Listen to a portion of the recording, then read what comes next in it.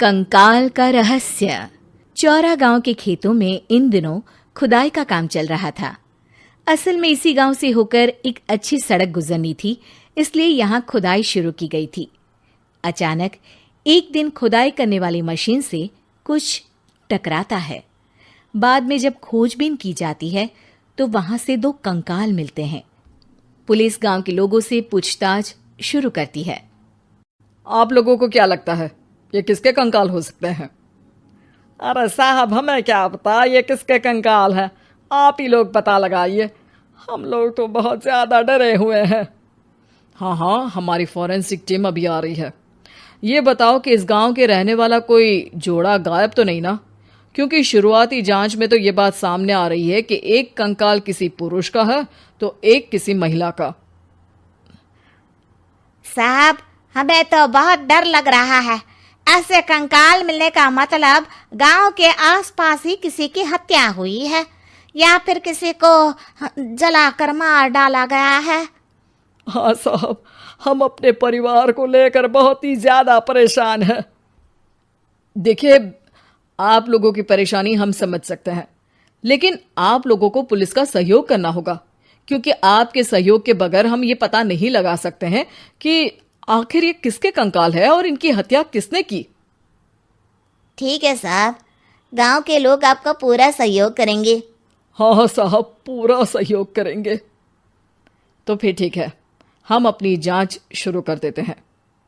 कुछ दिन बाद जांच रिपोर्ट आ जाती है। पता चलता है कि ये कंकाल करीब 20 साल पुराने हैं, यानी 20 साल पहले किसी जोड़े की हत्या कर शव को यहाँ पर दबा दिया गया था। इंस्पेक्टर राघव, ये बताओ कि 20 साल पहले की मर्डर मिस्ट्री क्या अब सुलझ सकती है? हाँ सर, क्यों नहीं। लेकिन अब सबूत और गवाह काफी मिट गए होंगे। मुश्किल तो होगी, लेकिन शायद किसी परिवार को इंसाफ मिल सके। इंस्पेक्टर राघव, आप बिल्कुल सही कह रहे हैं। किसी परिवार को तो इंसाफ मिलेगा ही और किसी को उसके किए की सजा भी मिलेगी। जी सर, मैंने तो जांच शुरू भी कर दी है। 20 साल पहले इस गांव के 2 जोड़े अचानक कहीं गायब हो गए थे। मैंने दोनों ही परिवारों के बाकी के सदस्यों से बातचीत शुरू की तो उन्होंने बताया कि उनके बच्चे शहर गए थे, लेकिन आज तक वापस नहीं लौटे हैं।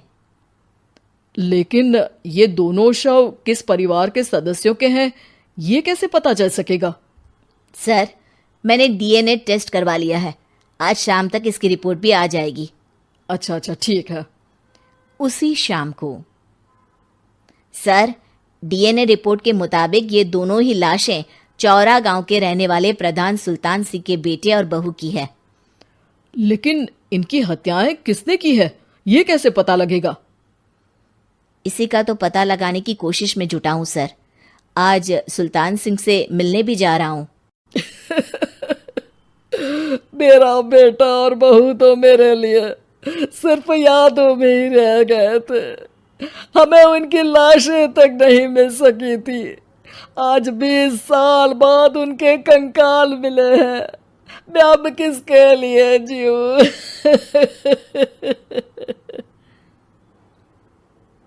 लेकिन सर, क्या आपकी किसी से कोई दुश्मनी थी? अपने बेटे बहू की हत्या के लिए आप किसे जिम्मेदार मान रहे हैं? अब मैं किसका नाम बोलूं? मेरी तो किसी से दुश्मनी नहीं थी, बस मेरे बेटे बहू को कोई वापस ला पाता।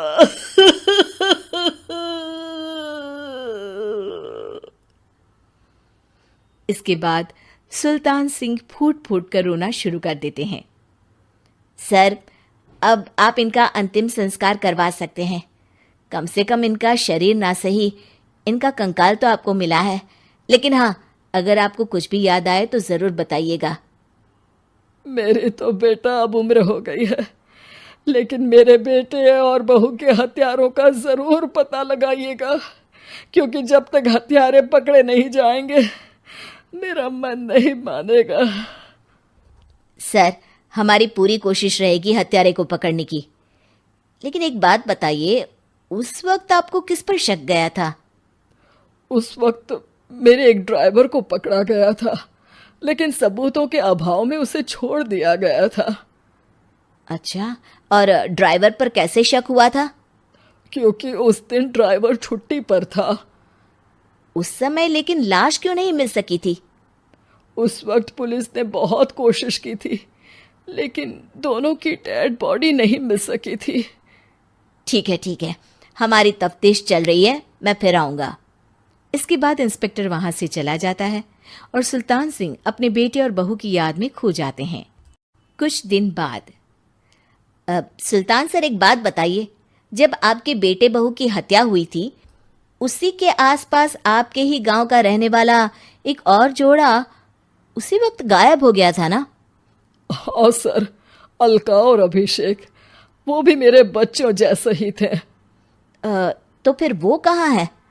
उनका भी आज तक पता नहीं चल सका, लेकिन बताते हैं कि कुछ साल पहले अभिषेक को गांव के ही किसी आदमी ने मुंबई में देखा था, लेकिन फिर वो गायब हो गया। यानी अभिषेक और अलका की हत्या नहीं हुई थी, बल्कि उन्होंने किसी वजह से खुद ही गांव छोड़ दिया था। हाँ, हो सकता है, क्योंकि अभिषेक मेरे बेटे संतोष का अच्छा दोस्त था और उसका मेरे घर भी आना जाना लगा रहता था। हो सकता है कि उसने मेरे बेटे और बहू के बारे में सुन लिया हो और ये गांव छोड़ दिया हो सकता है। उनके परिवार का कोई अब नहीं रहता क्या इस गांव में? अब तो कोई नहीं रहता। एक चाचा थे, लेकिन उन्होंने भी अपना पुश्तैनी मकान बेच दिया है। वो भी अब कहीं शहर में ही बस गए हैं। ओह, अभिषेक और अलका के बारे में भी पता लगाना होगा। हो सकता है कि वही इस हत्या के बारे में कुछ बता सके।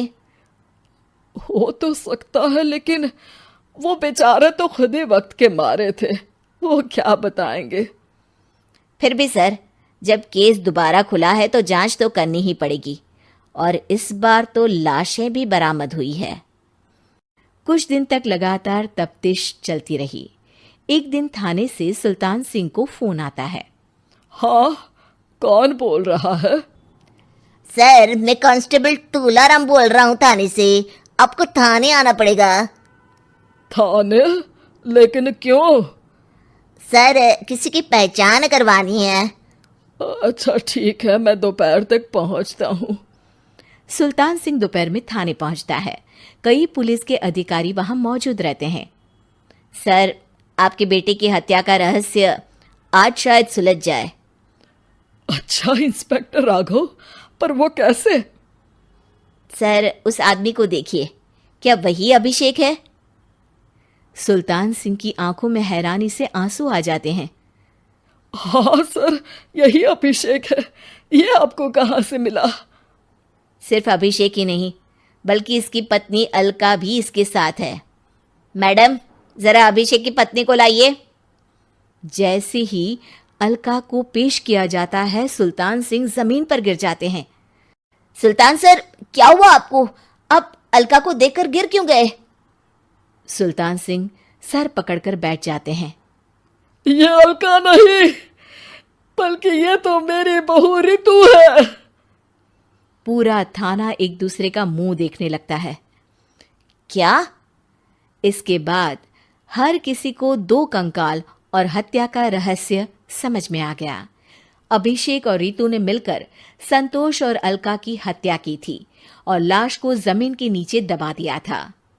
आज 20 साल बाद इस हत्या का रहस्य खुल सका था कि अवैध प्रेम संबंध में 2 मासूमों की जान गई थी। रोहित की दीदी समीक्षा की शादी अर्पित से हुई थी। रोहित 20 साल का था, जो कि अपना पूरा दिन मोबाइल पर ही निकालता था। कभी पबजी खेलता तो कभी यूट्यूब चलाता। एक दिन अर्पित और समीक्षा के मम्मी पापा से मिलने आते हैं और देखते हैं कि रोहित मोबाइल से हटने को तैयार ही नहीं है। अरे रोहित, तुम्हारी तो आईआईटी की परीक्षा है ना, तुम तैयारी नहीं कर रहे हो परीक्षा की? वो सब तो मोबाइल पर ही हो जाएगा। ये देखिए, ये है गूगल, इससे जो भी पूछो वो सब बता देता है। तो आखिर कागज क्यों बर्बाद करूं? अरे पर तुम इन प्रश्नों की तैयारी बिना लिखोगे कैसे? उसमें क्या है, ये देखिए नोटपैड, बिल्कुल कॉपी जैसा है, इसी पर कर लूंगा। हम जब तुम्हारी उम्र के थे तब हम दोस्त मिलकर प्रश्न हल किया करते थे।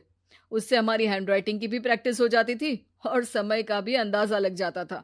और फिर साथ में हम एक दूसरे की मदद भी कर देते थे अगर कोई अटक जाए तो।